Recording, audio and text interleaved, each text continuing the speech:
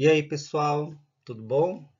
Como vão as coisas? Espero que estejam todos bem, principalmente com saúde, né? Bom, a gente vai iniciar mais um bloco aqui de conteúdo. Esse já é o sexto bloco, tá? Nós estávamos nos blocos anteriores falando um pouco sobre Brasil, né? Saímos um pouco da esfera mundial e fomos para a esfera local de Brasil. Início da República, como que foi a implantação da República aqui no Brasil, né? Que foi nos blocos anteriores. Agora nós vamos falar um pouco da história mundial. Vamos sair do Brasil e vamos para o mundo. Precisamente falando ali Europa, né? E América. E o Brasil está inserido também nesse contexto mundial que acontece nos Estados Unidos e na Europa, reflete também no nosso país. Então nós vamos para essa esfera mundial na aula de hoje. E o tema da aula é a crise do capitalismo e o totalitarismo. Aí eu coloquei duas imagens. A do capitalismo, né, que é simbolizado por este bonequinhos aqui, todos correndo ali em direção a um saco de dinheiro, né? Que é o capitalismo, gente. É a busca incessante por lucro, bufunfa, dinheiro, né? E ele é baseado que na propriedade privada, nos bens, no comércio, na indústria. E quanto mais acumula, quanto mais você tem, mais rico você fica. E essa busca por esse lucro é incessante. As pessoas fazem de tudo para conseguir lucrar, né? Isso é o capitalismo, na forma bem grosseira de dizer para vocês que essa busca incessante pelo lucro, né? Baseado nas propriedade privada, no comércio, na indústria, enfim. Né? Nós já conversamos sobre esse assunto, mas só para a gente retomar aqui para começar a aula de hoje. E o totalitarismo, que é um assunto que nós vamos entrar para conversar hoje. Aqui eu coloquei uma figura, que é um homem com os olhos vendados e a boca também fechada. Ou seja, o que simboliza isso para vocês? É um símbolo de opressão. Eu não vejo e eu também não falo. Eu não posso ver, não posso fazer, não posso falar. O que seria esse totalitarismo, né? Onde as pessoas são proibidas ali de pronunciarem, ou não pode ver certas coisas. Fechar os olhos para uma realidade, né? É o que nós vamos conversar na aula de hoje, um pouco esse assunto. Como que chegou essa crise e que tem a ver o totalitarismo com essa crise, ok? Bom, então vamos entender um pouco essa dinâmica dessa crise, como essa crise do capitalismo afetou toda uma economia e deixou vários países em crise, inclusive o Brasil. Bom, como estudamos nas aulas anteriores, a gente viu que a Primeira Guerra Mundial foi muito negativo para a Europa. Deixou a Europa arrasada. A Alemanha teve que perder seus territórios, teve que pagar a indenização da guerra, né? Deixou de produzir muitas coisas, não só a Alemanha, como outros países, como França, Itália. Todos os países envolvidos na guerra acabaram sendo prejudicados, né? Porém, eles começaram a melhorar a economia lá em 1924, começou a dar sinais de recuperação. De todos esses países aí, o que mais se beneficiou com a guerra foi os Estados Unidos. Lembra que eles forneceram lá matéria-prima e fizeram uma intervenção que acabou dando o final da guerra e os vencedores, os aliados, acabaram vencendo. E os Estados Unidos são o mais vitorioso dessa guerra, né? Estudamos também a implantação da União Soviética. Lembra que deixou de ser, né, aquele país que era conduzido de uma forma e passou a ser conduzido de uma outra forma, né? Um outro sistema começou a ser implantado lá, né? Mudou-se de nome, né? Virou a União das Repúblicas Socialistas, né? Então, muitas coisas começaram a mudar nesse período da crise do capitalismo, né? O novo sistema começou a ser implantado lá na União Soviética, o socialismo, aquele onde né, o Estado controla ali todos, né, os bens, né, as propriedades privadas, né, a parte econômica, e é o Estado que faz a redistribuição de tudo para a sociedade, para virar uma sociedade igualitária. Era um novo sistema, diferente do capitalismo. Então, essas mudanças foram ocorrendo nesse período. E o capitalismo caminhando junto com tudo isso. O que de fato ocorreu ali nos Estados Unidos? Para os Estados Unidos, como disse para vocês, né, a Primeira Guerra teve um resultado positivo, porque acelerou a produção industrial, o aumento de consumo, entrou muito dinheiro nos Estados Unidos, melhorou muito a economia, então eles começaram a produzir muito e também a exportar muito, porque os países arrasados pela guerra, eles passaram a comprar mais para poder se reerguer. E com isso a economia dos Estados Unidos foi melhorando, porque quanto mais produzia, mais vendia. Né? No final da década de 1920, esse cenário começa a mudar totalmente, com a quebra da Bolsa de Valores.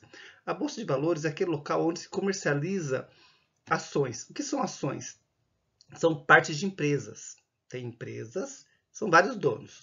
E cada pessoa tem uma parte dessa empresa. São ações que eram vendidas no mercado, na Bolsa de Valores, onde uma empresa que valesse muito, tinham vários donos, quanto mais a empresa lucrava, o dono daquelas ações que tinham parte da empresa também acabava enriquecendo. Então, muitas empresas surgiram nesse período e muitas pessoas começaram a investir nessas ações, começaram a comprar parte dessas empresas. Só que em 1920 ocorreu aí uma quebra.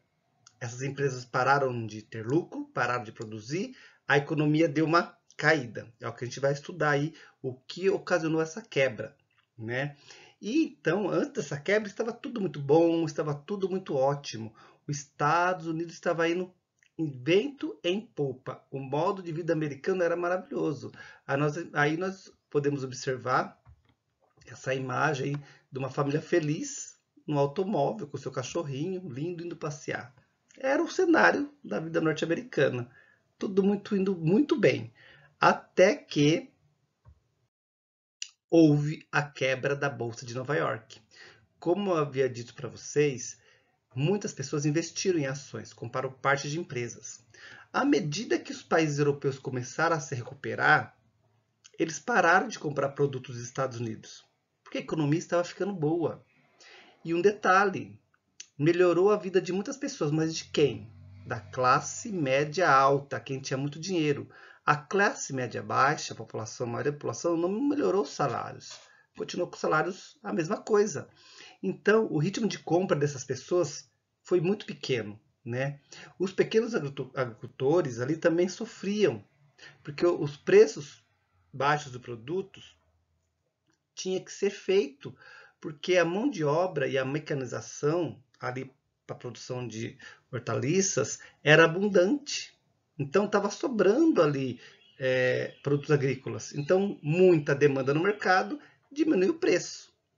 Então diminui o preço desses produtos. A população já não tinha tanto dinheiro porque não estava recebendo bons salários. Os Estados Unidos parou de exportar produtos. O que acontece com a ação das empresas? Elas vão caindo de valor. E muita gente acreditava na valorização dessas empresas. Muita gente vendeu a própria casa, hipotecou para comprar uma parte de uma empresa. Tem gente que vendeu tudo para comprar uma ação, porque acreditava que ele ia voltar em dobro para ele. O capitalismo é a lógica do lucro. Eu hipoteco a minha casa, vendo ela, dou como garantia, compro uma parte da empresa.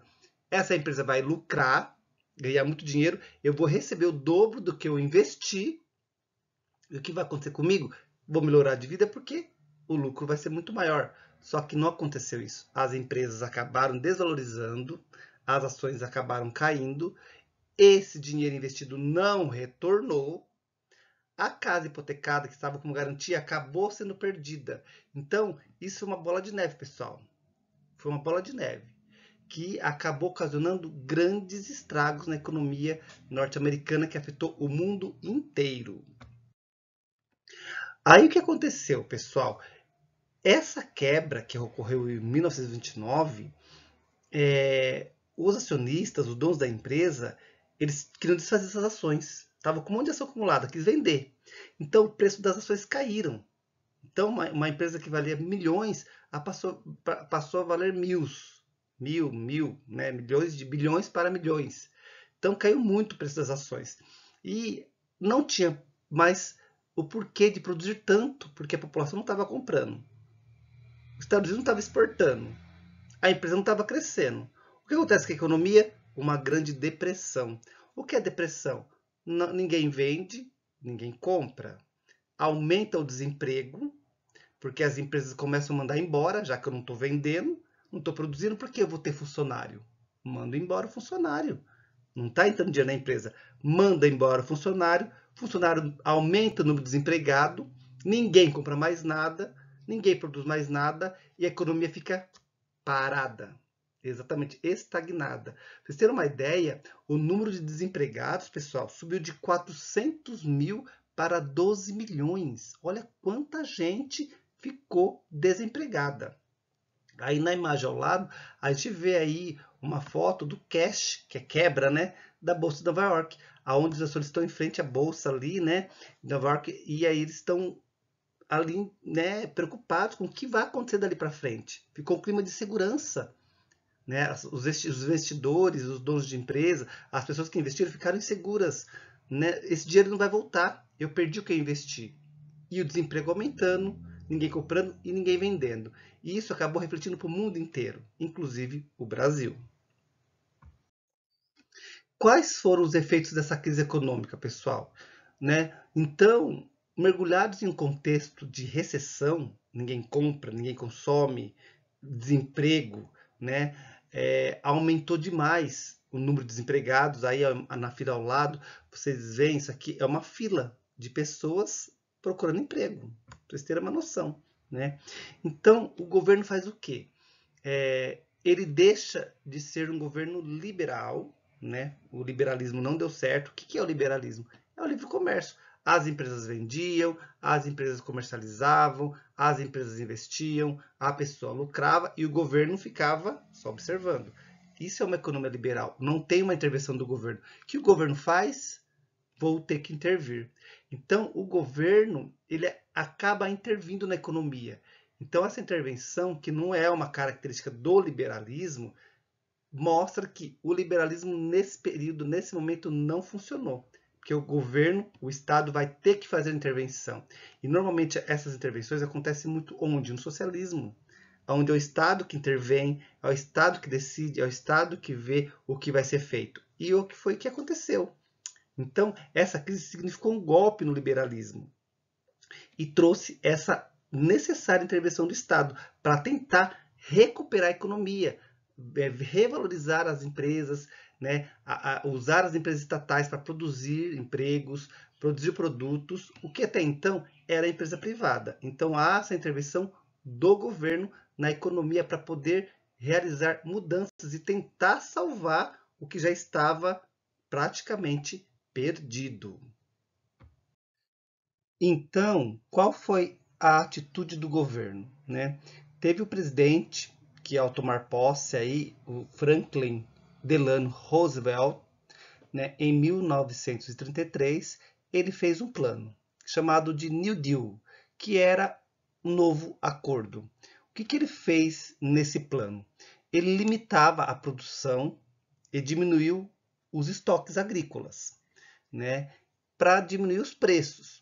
Ofereceu financiamento às empresas e juros baixos, para reerguer as empresas e não ter tanto juro alto. Reduziu a jornada de trabalho para criar novos empregos e evitar demissões. Fixou um salário mínimo, né? E investiu em obras públicas para gerar mais emprego. Então, o governo colocou a mão dele na massa para tentar recuperar a economia. E quem financiou isso? Quem pagou? De onde veio esse dinheiro? Ele começou a cobrar os impostos altos para os mais ricos e começou a emitir mais papel moeda no mercado, mesmo que isso, né, provocasse a inflação. Então, essas mudanças que o Roosevelt propôs deu um respiro para os Estados Unidos e para a sua economia, que melhorou em partes a situação do que a queda, né, e a quebra da bolsa havia ocasionado ao país. Nós entramos agora num período complicado da história, onde com essa crise da democracia, com essa crise do capitalismo, essa desconfiança de que não funcionou e o medo e a insegurança da burguesia, né, de revoluções da população, do povo, como ocorreu lá na Rússia, como ocorreu na França, lá no século anterior. Então, esse medo fez com que as pessoas começassem a apostar em movimentos antidemocráticos, que fossem contra a forma de governar atual, aproveitando dessas inseguranças, dessas inquietações, desse medo de não dar certo, da economia não funcionar, começaram a surgir governos autoritários, governos que fazia de forma autoritária o que ele achava que era certo, sem ouvir a população. Isso é o totalitarismo. São governos autoritários ao extremo, que não ouve ninguém, age com extrema violência para impor o seu plano. Então, muitos governos surgiram nessa tendência.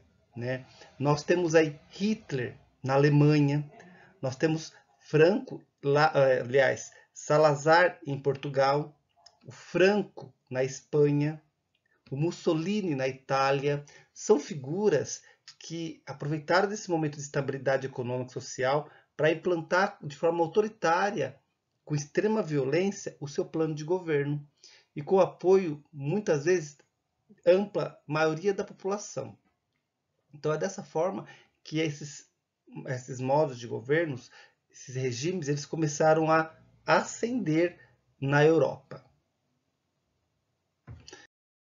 Então, pessoal, esses regimes ditatoriais e totalitários, eles começaram a ascender, como disse para vocês. O que era? Como é definido isso? É definido pelo excesso de poder na mão do Estado, do governador, do governante, e diminui as liberdades individuais. Nos regimes ditatoriais, o plano de governo está acima da vontade do país. O governo faz da forma como ele acha. A soberania popular, a opinião do povo, o voto não importa. Eu resolvo do jeito que eu quero resolver.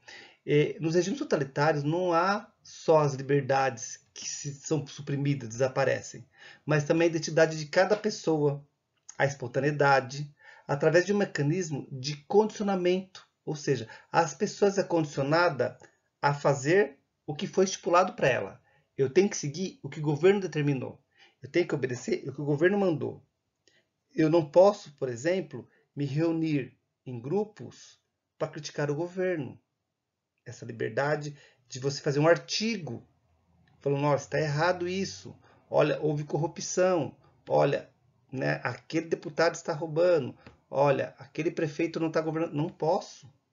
Essa liberdade não existe. Porque, segundo o ditador, ele acha a melhor forma que ele tem que governar e que ele tem que fazer. Então, pessoal, nos regimes totalitários, o governo ele exerce um controle absoluto sobre a sociedade pela utilização de uma ideologia, seja ela religiosa, seja ela de uma outra tendência não religiosa, mas ele usa uma ideologia para forçar o povo a obedecer, através de uma forte vigilância, através dos meios de comunicação, ou através do ensino mesmo, na educação, um apego ali à questão patriota, ao nacionalismo, à sua pátria, ao amor ao seu país. Por ele eu faço tudo, por ele eu morro. Então essa ideologia, essa educação, ela foi sendo implantada nesse período dos regimes totalitários. Não que não seja bom você amar a sua pátria, não que não seja bom você não morrer por ela. Não é isso. Mas até que ponto você chega para executar uma ação com base nesse pensamento? Então tem que ser muito pensado, tem que ter muita consciência desses atos. E no totalitarismo não tem isso. É assim e pronto, acabou. A extinção da liberdade ela ocorre através dos métodos de terror. Se você não fazer, morte, morre, desaparece com a pessoa, destrói a forma das pessoas pensarem. Eu não posso pensar mais. Eu tenho que fazer o que o governo manda, que o Estado determinou, eu tenho que seguir. E pronto, acabou. O fascismo, como disse vocês, aconteceu lá com Mussolini.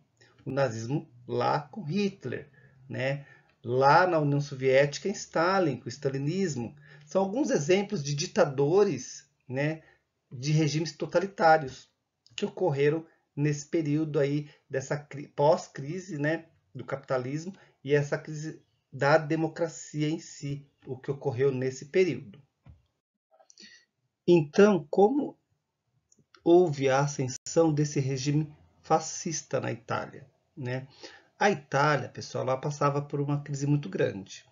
Lembra lá a Primeira Guerra Mundial que ela passou a apoiar a Tríplice Entente e como recompensa, ela depois ela teria, né, o benefício, né, a promessa de ter os territórios que foram anexados em outras guerras de volta para ela. Só que a promessa, pessoal, não foi cumprida. Junto a isso, ela sofria com a falta de mão de obra, porque teve 2 milhões de soldados que foram mortos ou mutilados durante a guerra. Não tinha, os homens não tinham homens para trabalhar. Junto a isso, a economia estava em crise, com o aumento da dívida pública, né? A dívida do governo foi aumentando, né? Várias empresas falindo, né? O desemprego crescendo, né? Tudo isso acabou ocasionando uma grande crise no começo da década de 20, né? E esses problemas acabaram agravando a situação da Itália, que não conseguia se realinhar e se colocar no eixo de novo. O que acabou acontecendo, pessoal? Greves, né? Os operários começaram a tentar invadir e dirigir as fábricas. Os camponeses começaram a invadir campos e terras improdutivas para produzir alimento, ter moradia. E os movimentos de esquerda, eles começaram a usar como exemplo a União Soviética, que teve a Revolução Socialista, onde a esquerda tomou a frente e dessa forma começou a redistribuir as terras, né, e começou a reorganizar a União Soviética. Então, a Itália, a burguesia, começou a ficar com medo. Ah, não pode acontecer. Então ela se juntou com um grupo de desempregados que também não estavam contentes com a situação e montaram um movimento político ultranacionalista, né, que deu origem ao Partido Nacional Fascista, que tinha como comandante Mussolini.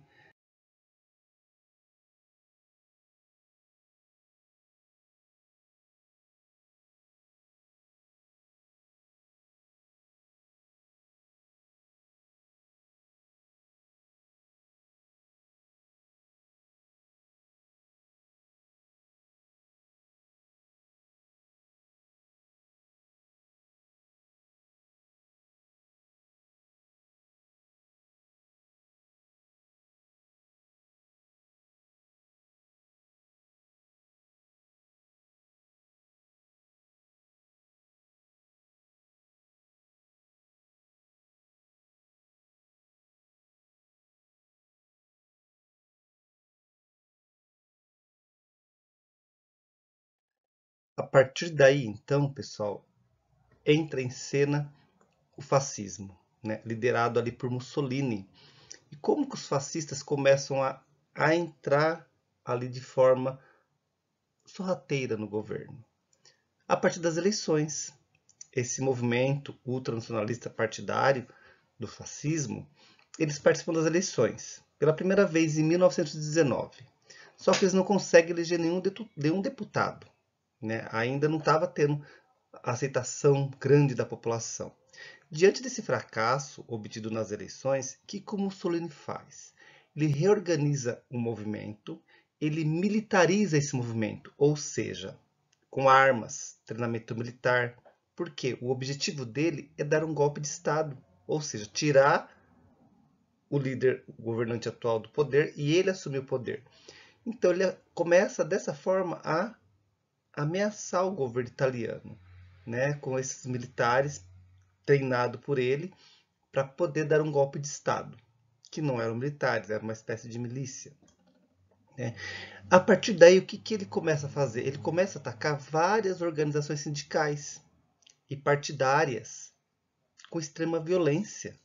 Né? E essa postura ultranacionalista e anticomunista desses grupos era bem visto pela alta burguesia, porque, segundo Mussolini, ele estava perseguindo os comunistas, os grevistas, as pessoas que não deixavam a Itália caminhar para frente.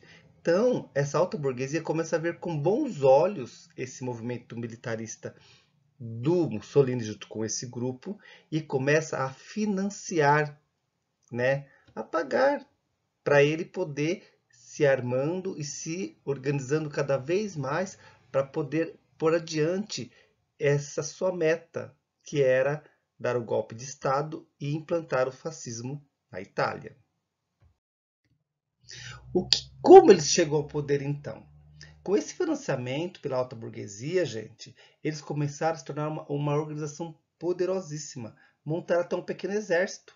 Mussolini, por exemplo, comandou uma chamada Marcha sobre Roma, que deixou evidente a força do seu grupo ali naquele momento, o que deixou o rei italiano preocupado.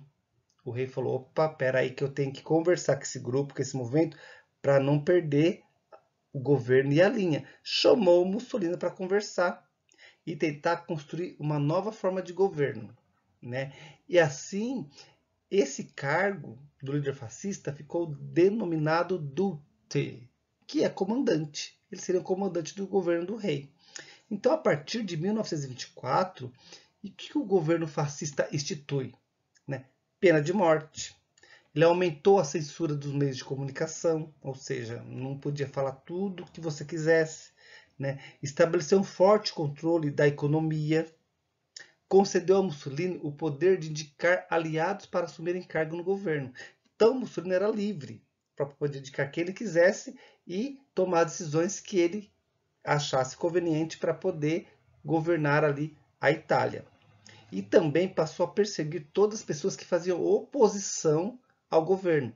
E perseguir não é conversar com as pessoas, não, era de forma violenta. Muitas vezes aparecendo até com as pessoas. Dessa forma, então, pessoal, em 1925 foi promulgada uma nova legislação trabalhista, que ligava o governo ao movimento sindical do governo fascista. Ou seja, tem o sindicato? Tem, mas é ligado a quem? Ao governo, não aos trabalhadores. Então, esse sindicato vai fazer a vontade de quem? Do governo, não dos trabalhadores. Então, dessa forma que os fascistas acabam chegando ao poder e Mussolini acaba tomando a frente ali de todas as decisões. Outra forma de regime totalitário ocorrida também nesse período foi na Alemanha, né, conhecido como nazismo. Né? Como que houve o surgimento desse nazismo na Alemanha? Né? O que o nazismo pregava? Né? O que o nazismo falava? É o que nós vamos ver aí nessa parte do nazismo que ocorreu na Alemanha, que teve como líder o Hitler. Né? Dentre as ideias nazistas propagadas estavam a rejeição às cláusulas do Tratado de Versalhes. Né? Como estava a situação da Alemanha? Lembra que eu falei da Itália? A Alemanha também não é muito diferente. Lembra que a Alemanha ela saiu derrotada da guerra? Teve que pagar a indenização, né, para os países que estavam afetados ali pela guerra. Né? Então, eles não achavam justo. Né? Eles queriam retomar o crescimento, queriam se tornar uma grande nação e criam um Estado forte em torno de um único líder e uma militarização, né, e uma conquista do espaço vital, ou que das suas terras, o espaço que era dos alemães. Então eles queriam retomar isso. Né? De que forma? Usando de extrema violência, um Estado forte, centralizado em torno de um líder. O que eles defendiam ainda, os nazistas?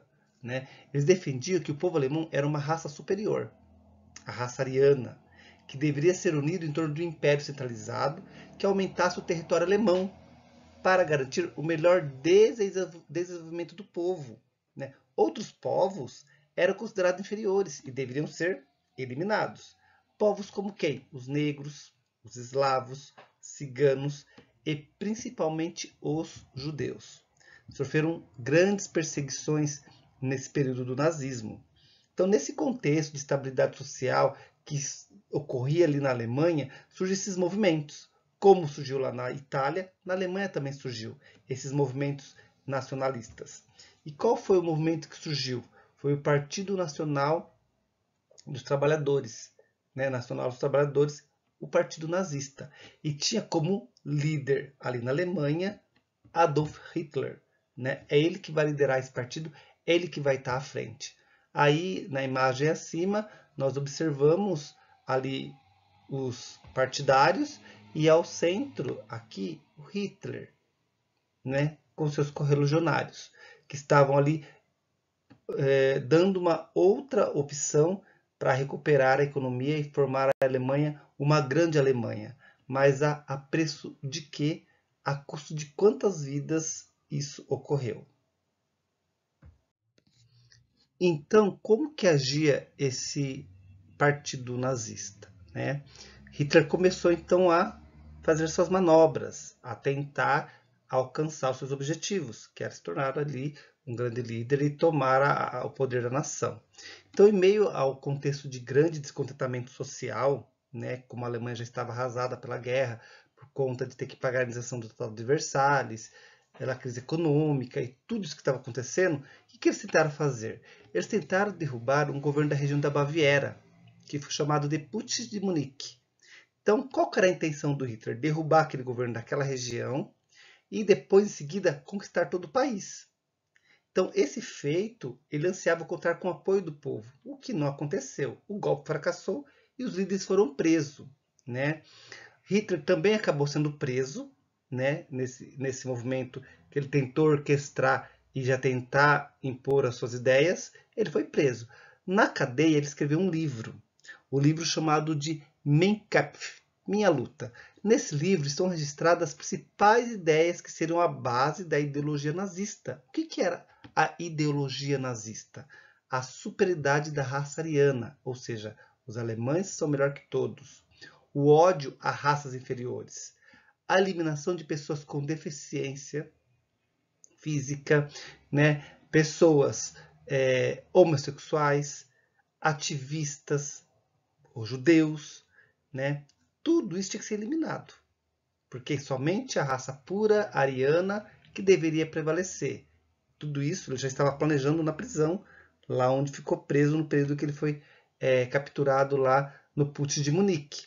Além dessas ideias racistas e antiliberais, Hitler sustentava a ideia de guerra contra aqueles países que impuseram o Tratado de Versalhes para a Alemanha, né? Como a Rússia, a União Soviética, né? No caso, né? Que estavam tentando combater esse espaço vital que era da Alemanha.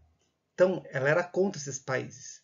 Então, Hitler já estava planejando ali a forma de poder atacar e implantar a sua ideologia nazista. Hitler, então, pessoal, volta à cena, né? Como que ele ascende, como ele aparece como esse líder, né? Após a prisão, né? O governo alemão, ele parecia ter retomado ali a economia em meados da década de 20. Mas com a quebra da Bolsa de Nova York, lá que ocorreu, né, os empréstimos foram suspensos. Então a Alemanha não estava tendo mais aquele dinheiro que ela estava tendo para poder se recuperar da Primeira Guerra. Sofreu um duro golpe. Muitas empresas faliram, fez surgir uma horda de desempregados gigantesca, né? E aí o auge da crise, havia 6 milhões de desempregados no país. Então, nesse contexto instável de um aumento do desemprego, crise econômica, o discurso ultranacionalista de Hitler, do nazista, começava a ganhar seguidores. Muitas pessoas passaram a acreditar no que Hitler falava, que sim, que a raça alemã era superior, que eles tinham que ter um líder e que eles tinham que reconquistar o que eles perderam, que não era justo o que aconteceu com eles. Qual foi o resultado disso? Nas eleições. Quando teve as eleições, um grande número de deputados do partido nazista acabou sendo eleito, o que não tinha ocorrido na eleição anterior. E isso deu mais força ainda para Hitler. Hitler, então, finalmente chega ao poder. Como ocorreu essa chegada do Hitler ao poder? Em janeiro de 1933, o presidente da República Weimar, que era o Paul von Hindenburg, cedeu às pressões da burguesia, porque eles viam em Hitler uma figura salvadora da pátria. Então começou a pressionar o presidente da República a colocar Hitler no governo. Ele cede às pressões e coloca ele como chanceler, né? E aí Hitler já começa ali a participar do governo. Aí o que acontece? Em 1933, acaba tendo um incêndio no prédio do parlamento. Quem são responsabilizados? Que até hoje ninguém sabe quem foi, os comunistas.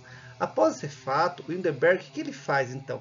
Ele, pressionado pelos nazistas, ele adota medidas de supressivas de liberdade de expressão, ou seja, opinião de imprensa, e começa a frear tudo a liberdade das pessoas, dizendo que tinha uma suposta ameaça comunista no país, que eles estavam queimando jornais, vão começar a invadir casas, e começou essa ideia de que o comunismo estava abraçando o país. E qual era o caminho para acabar com o comunismo? Qual era o caminho para libertar o país? Os nazistas. Né? Então eles viam no nazismo esse salvador da pátria, via no Hitler essa pessoa que fosse resolver a situação da Alemanha. E está aberto o caminho para o nazista. O que acontece? O presidente morre. O presidente morrendo, Hitler faz o quê? Ele une o cargo de presidente e de chanceler. Realiza um referendo, né, uma consulta popular bem rápida, que já estava caindo no gozo da população. Ele acaba sendo, então, colocado como o único líder da Alemanha. Ele junta o cargo de chanceler e mais de presidente. Então, Hitler fazia o quê? Ele colocava fim na República Weimar e assume o poder no país. A partir daí, a sua política da raça superior vai ser colocada em prática. A partir daí, então, como Hitler vai governar? Inicia sua política nazista. Ao assumir o poder, ele declarou-se Führer, ou seja, líder do Império Alemão. Né? E o governo faz o quê? Ele intensifica a política de perseguição à oposição. Ele fecha o parlamento, ou seja, acaba com os deputados, dissolve sindicatos, que colocou todos à ilegalidade, apenas um único partido prevalecia, que era o nazismo. Né? No controle ali do governo, o que ele fez mais? Ele criou milícias. Né? Ele fez uma política, né, uma polícia chamada Gestapo, uma guarda pessoal para o Führer. Né? E todas as forças atuavam na perseguição aos opositores dos nazistas. Então essa polícia, Gestapo, a ACA, as milícias estavam todas a favor do governo e contra aqueles quem era contra o governo, que era a oposição, que era eliminado. Ele utilizou amplamente a propaganda para divulgar sua imagem e conquistar o apoio da população e mostrar para as pessoas o caminho certo era o que ele estava seguindo. A imagem de Hitler era vista como o salvador da Alemanha. Foi divulgada pela propaganda por todos os cantos. Né? E foi instituída uma extrema censura aos meios de comunicação. Né? Vários artistas, intelectuais, né, que foram perseguidos e muitos fugiram do país. A Alemanha fez o quê? Retomou também o seu rearmamento, desobedecendo o Tratado de Versalhes. Né? A produção de armas deu impulso à economia alemã e aumentou a popularidade do Führer, do líder do Império Alemão, do Reich, do Hitler. Dessa forma, ele consegue reorganizar ali todo o alistamento, reorganizar o exército, dando uma obrigatoriedade ao alistamento militar, então todos os jovens são obrigados a se alistar, aumentou o poderio de armas, aumentou a quantidade de homens. A partir daí ele queria fazer o quê? Expandir, conquistar o espaço vital. Então, ele estava fazendo de fato o que ele queria fazer. E por isso ele conseguiu uma ampla popularidade das pessoas, porque Hitler estava começando a botar aí as suas mangas de fora e retomar o território conquistado. Mas à custa do quê? À custa de muitas vidas perdidas nesse período. É o que nós vamos conversar aí nas próximas aulas. Tá ok, pessoal? Por hoje é isso, tá? Qualquer dúvida, vocês me chamem lá, né, no chat do Aulep ou mesmo nas redes sociais. Não deixe de fazer as atividades, tá ok? Até mais, pessoal. Tchau!